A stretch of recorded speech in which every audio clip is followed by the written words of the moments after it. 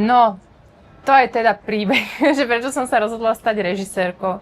Ja vlastne som, ešte predtým, než som išla študovať film, tak študovala som kulturológiu.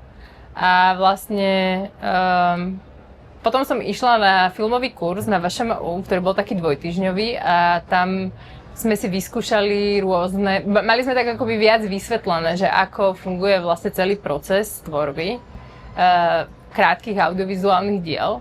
A ja som si dovtedy o sebe myslela, že som úplný introvert a že vlastne vôbec neviem spolupracovať s ľuďmi, ale keď sme tam boli, tak som vlastne zistila, že ich viem režirovať. A vlastne som zistila, že ma veľmi baví, alebo ja neviem, či je baví správne slovo, ale rozprávanie príbehov, hľadanie nejakej harmonie zmyslu alebo odkrývanie toho všetkého, čo sa okolo nás deje, že mi to dávalo zmysel a že aj do nejakej miery som schopná to urobiť. Vlastne dovtedy ja som dlho hľadala, že čo vlastne v živote mám robiť. Nie, že by som bola úplne nevedela, ale hľadala som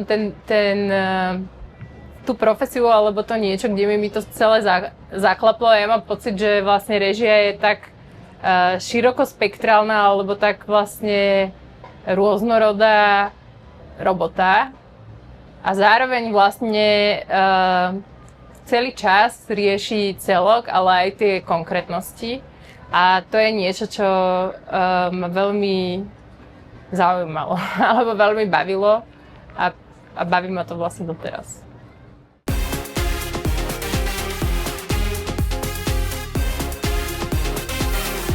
Filmy podľa mňa môžu a nemôžu zmeniť svet. Filmy podľa mňa, neviem, že či vo filme sa skutočne dá nájsť návod na to, aby sa niečo vyriešilo. Si myslím, že neviem, či o to ide, či sa to dá, ale zároveň filmy podľa mňa dokážu priniesť útechu, alebo dokážu priniesť vnem na rozmýšľanie, vnem na to, aby sa proste upozornilo na niečo dôležité a to vlastne dokáže potom zmeniť svet alebo dokáže zmeniť ľudí. Takže je to taká zaujímavá otázka. Myslím si, že ale nehľadala by som vo filmoch vždycky návod na život. To si myslím, že vôbec nie je dobré. Filmy sú podľa mňa skôr na tie vnemy. Alebo na nejakú úteku, alebo možno na znepokojenie. Jedno alebo druhé.